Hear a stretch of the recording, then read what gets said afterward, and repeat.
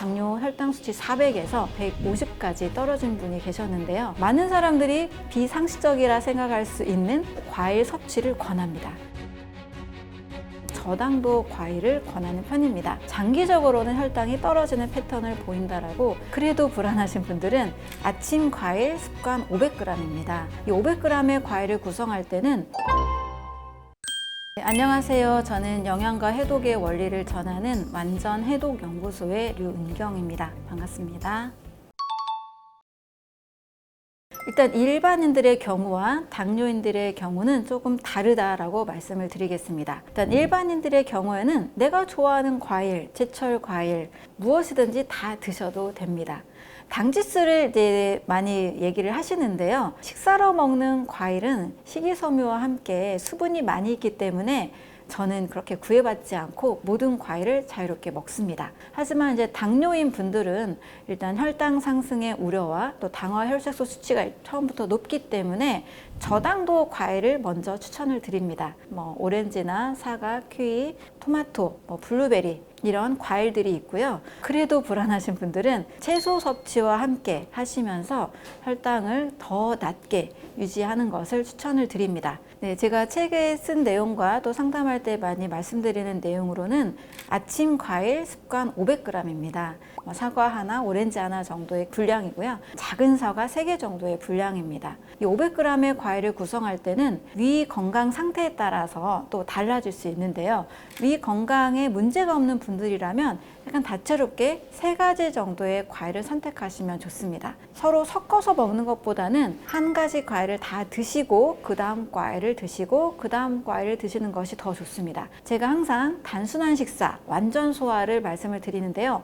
일단 섞이면 문제가 많이 일어납니다. 따로따로 드시는 방법, 또는 더 약한 분들은 한 가지 과일만 드셔도 무방합니다. 그래서 위 건강에 문제가 없는 분들은 크게 동시에 드셔도 큰 문제는 없는데, 그래도 이상적인 것은 따로따로 드시는 방법이 더 좋습니다.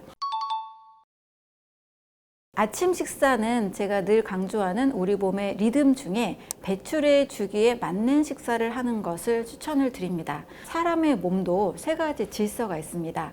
배출의 주기, 섭취 주기, 동화 주기라는 이 질서가 있는데요. 배출의 주기라는 것은 아침에 일어나면 우리가 화장실에 가잖아요. 그래서 새벽 4시부터 오전 12시까지는 몸에서 불필요한 것들을 내보내는 시간을 의미합니다. 식사도 뭔가 막 흡수하고 영양을 흡수하고 고영양식을 하는 것보다 우리 몸이 편안하게 수분 위주의 식사를 통해서 몸에 쌓여있는 독소들을 내보내는 시간이라는 것을 잘 아시면 좋겠습니다. 그래서 내보내는 식사가 무엇인가? 첫 번째로는 아침에 일어나면 물 한 잔 드시죠? 물만 먹느냐? 그렇지 않고 이 식사를 배출해 주기에 가장 좋은 식사로 추천을 하는데요. 바로 과일 식사입니다. 이 성분을 꼼꼼하게 분석을 했는데요. 90%가 수분입니다.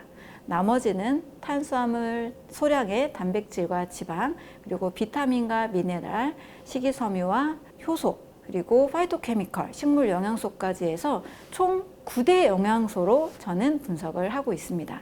근데 과일은 씹는 순간 수분이 돼서 거의 소화시킬 소화 효소가 필요로 하는 음식이 아니라는 겁니다. 그 점이 가장 중요한 포인트입니다. 먹으면서 바로 수분으로 흡수가 되고, 그리고 우리 몸에 아주 필요한 비타민과 미네랄, 효소와 식물 영양소를 공급하기 때문에 간과 장에도 해독을 돕는 매우 중요한 성분이 있다는 것입니다. 또 과일 식사하면 처음에는 좀 낯설 수 있지만 먹다 보면 굉장한 포만감도 느끼게 되고, 또 화장실도 잘 가게 되고, 또 여성분들은 피부가 막 좋아지거든요. 만성 피로, 피로감도 상당히 줄어듭니다. 너무나 유익한 효과들이 많이 있기 때문에 저는 최고의 아침 식사로 과일 식사를 추천을 하고 있습니다. 네, 과일 속에 이 과당이라는 것이 상당히 많은 누명을 쓰고 있다고 저는 생각해요. 자연의 과당과 또 합성 가공한 과당은 굉장한 차이가 있죠. 대부분 이렇게 얘기하죠. 과당은 중성지방을 합성해서 간에 중성지방 수치를 올린다, 지방간을 만든다, 고지혈증의 원인이다. 남아도는 당분들은 몸에 쌓일 수가 있습니다. 지방간의 원인이 될 수 있고 고지혈증의 원인이 될 수 있습니다. 식사 중에 또는 식사 후에 또 먹게 되는 과일이 그렇게 영향을 줄 수 있습니다. 그런데 저는 식사로 과일을 추천하고 있는 겁니다. 식사로 할 때는 우리 몸에 잉여되는 과당이 아니기 때문에 간에서 바로 사용됩니다. 마라톤 선수들 또는 이제 운동 선수들이 잠깐 쉬는 시간에 바나나를 먹잖아요. 그렇게 과일을 먹는 이유가 에너지원으로 빠르게 전환이 되기 때문입니다. 또 과일 속에는 수분과 함께 식이섬유가 같이 있기 때문에 어느 정도의 혈당이 상승하지만 정제탄수화물이나 합성 액상 과당을 먹었을 때의 혈당 스파이크와는 다른 패턴을 가지게 됩니다. 당뇨를 일으키는 그런 원인이 되는 식사는 절대 아니라는 겁니다. 과일 식사를 해서 잠깐은 오르는 것 같은데 점점 몸에 힘이 생기고 체력이 좋아지고 장기적으로는 혈당이 떨어지는 패턴을 보인다라고 말씀들을 해주고 있습니다.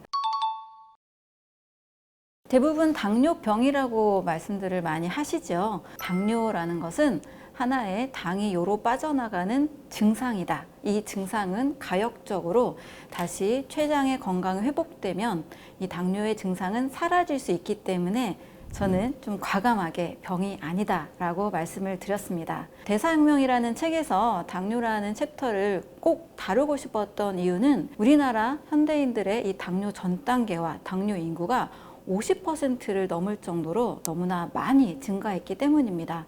이 심각성을 많은 사람들이 어느 정도는 알고 계셔서 요즘 혈당도 관리하고 많은 노력들을 하고 계시는데, 제가 보기에는 증상을 완화하는 관리는 하시지만 근본적인 이 해결 방법을 찾지 않으시는 분들이 좀 많이 계신 것 같아서 꼭 이 내용을 다루고 싶었습니다. 일단 당뇨라는 것이 생기는 것은 항상 전조 증상을 보입니다. 처음부터 당뇨라는 증상이 심각하게 커지는 사람은 없습니다. 사람의 몸은 병에 걸리지 않도록 설계되어 있다. 이 말을 정말 자주 하는데요. 그래서 제가 상담을 하고 또 책을 읽고 그대로 실천하신 분들은 다시 많은 증상들이 사라지기도 하고, 심지어 암이라는 큰 병조차 사라지고 또 관해가 되는 분들이 상당히 많으신데요. 일단 당뇨라는 것부터 좀 전조 증상, 그리고 왜 생기는지, 어떻게 해결해야 되는지 좀 더 자세히 알아가시면 좋을 것 같습니다. 당뇨가 생기기 전에 처음부터 인슐린이 막 나오지 않는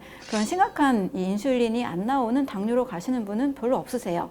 먼저 인슐린 저항성이라는 단계를 겪습니다. 당을 우리 몸의 세포 곳곳으로 운반해 주는 것이 인슐린인데, 인슐린이 저항을 한다, 잘 기능을 하지 못한다 라는 뜻에서 저항성이라는 표현을 씁니다. 이렇게 인슐린이 저항성을 갖게 되는 이유는 우리 몸에서 너무나 자주 또 너무나 많이 인슐린을 필요로 하는 식사를 하고 있기 때문입니다. 일단 많이 먹으면 그렇습니다. 췌장이라는 장기에서 인슐린이라는 호르몬을 분비하게 되는데요. 그 중에서도 췌장의 베타세포라는 이름을 가진 세포에서 인슐린을 분비합니다. 너무나 많이 먹게 되면 췌장이라는 장기가 서서히 지치게 됩니다. 지치다 보니 췌장의 베타세포, 인슐린을 분비하는 세포도 점점 그 기능을 상실하게 되겠죠. 췌장은 지치게 되고 또 인슐린의 저항성도 잘 생기게 됩니다. 그런데 소식을 하더라도 정제탄수화물을 많이 드시는 습관을 갖게 되면 또 췌장의 베타세포가 인슐린의 분비를 서서히 하지 못하게 되고 또 저항성을 갖게 됩니다. 정제탄수화물이라고 한다면 정제된 쌀과 정제된 밀가루로 만들어지는 밥이나 빵이나 면 종류의 음식, 그리고 떡 같은 음식을 뜻합니다. 일단 섬유질이 파괴되어 있는 정제탄수화물은 순식간에 혈당을 급상승시키기 때문에 이 혈당을 내리는 인슐린이라는 호르몬을 또 자극하게 되죠. 역시 인슐린 저항성과 당뇨 전 단계가 오게 됩니다. 음식 중에는 자연의 음식이면서 혈당을 올리는 과일 같은 음식도 있거든요. 자연의 음식들은 혈당을 올리나 췌장의 건강에는 무리를 주지 않는 음식들도 있습니다. 그래서 저는 당뇨가 있는 분들에게도 많은 사람들이 비상식적이라 생각할 수 있는 과일 섭취를 권합니다. 하지만 무리하게 고당도 과일을 권하지는 않고요. 사과나 키위나 오렌지 같은 저당도 과일을 권하는 편입니다. 이렇게 드셨을 때 많은 분들이 사실 당 수치가 떨어지고 췌장이 튼튼해지는 이런 일들이 굉장히 많이 일어나거든요. 당뇨가 병이 아니다라고 제가 말씀드리는 이유는 다시 가역적으로 세포의 기능이 좋아지고 췌장의 기능이 좋아지면 다시 회복될 수 있는 질환이기 때문입니다. 당뇨가 있다라면 일단 무조건적인 혈당을 내리는 것, 또 혈당을 내리는 인위적인 약물에만 의존하지 마시고 자연의 음식으로 췌장의 건강을 튼튼하게 하는 방법을 더 진지하게 생각해 보시면 좋겠습니다.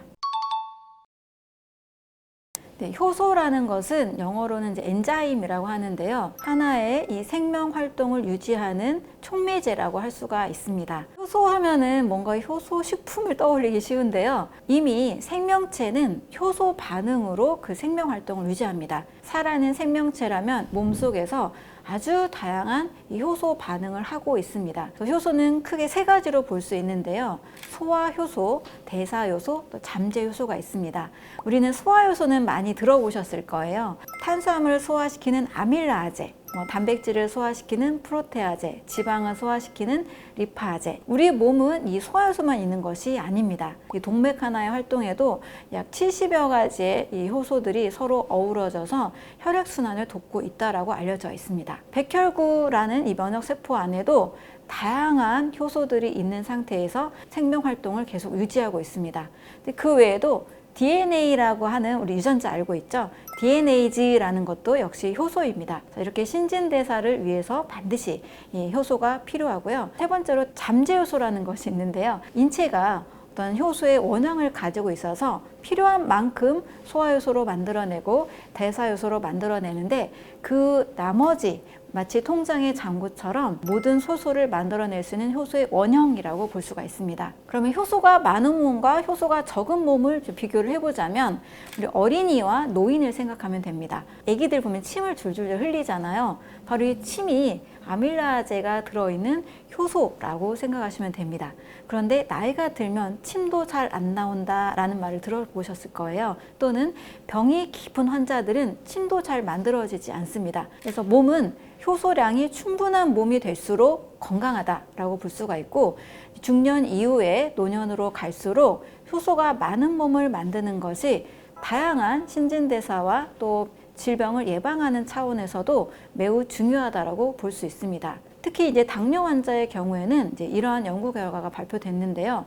일본에서 결핵 환자 그리고 당뇨 환자들의 효소의 정도를 측정했더니 일반인보다도 훨씬 낮은 수치를 가지고 있었다고 합니다. 당뇨 환자들은 일단 소화를 시켰을 때 탄수화물 대사에 있어서 췌장의 기능이 현재 약해진 상태잖아요. 그래서 식사를 통해서도 충분한 효소를 공급하는 것이 매우 중요합니다. 일단 식사가 계속 가열된 음식만 먹는다. 살아있는 신선한 과일이나 채소는 전혀 먹지 않고 늘 끓인 음식, 조리한 음식, 여러 가공식품만 먹는다. 그러면 인체가 음식에 있는 효소가 없다 보니 몸에서 계속 효소를 만들어서 소화를 시켜야 됩니다. 효소가 점점 고갈되는 패턴으로 갈 수밖에 없는 거죠. 따라서 고혈압이든 당뇨든 어떤 질병의 상태에서는 일단 음식을 통해서 효소를 공급해 줘야 인체 신진대사에 사용하는 대사효소와 잠재효소의 양을 훨씬 늘려갈 수가 있습니다. 제가 상담을 했던 분 중에 당뇨 혈당 수치 400에서 석 달 정도 실천을 하셔서 150까지 떨어진 분이 계셨는데요. 과일과 채소, 샐러드 위주로 삼시세끼를 거의 식사를 하셨습니다. 가열한 음식, 지나치게 조리한 한식을 많이 지향하시고 최대한 신선한 음식 위주로 그리고 단호박이나 고구마, 견과류 같은 식사를 통해서도 에너지를 충분히 공급을 하셨습니다. 국이나 찌개, 여러 익힌 반찬들이 참 많잖아요. 익힌 음식을 많이 먹을수록 췌장은 고생한다 라고 이해하시면 되겠습니다. 그래서 살아있는 과일, 채소, 단호박이나 또 이런 견과류들을 최대한 많이 섭취할수록 췌장에서 일을 하는 그 양이 줄어들기 때문에 효소를 아낄 수가 있습니다. 그래서 당뇨 또 다른 질병이 있으신 분들이라면 살아있는 자연식을 최대한 많이 하십시오라고 꼭 말씀을 드리고 있습니다. 당뇨나 또 여러 질환들을 예방할 수 있는 방법에 대해서는 병원 갈 일 없는 대사혁명이라는 책에 자세히 써 있습니다. 그래서 이 책을 많이 참고하시면 큰 도움이 될 수 있습니다.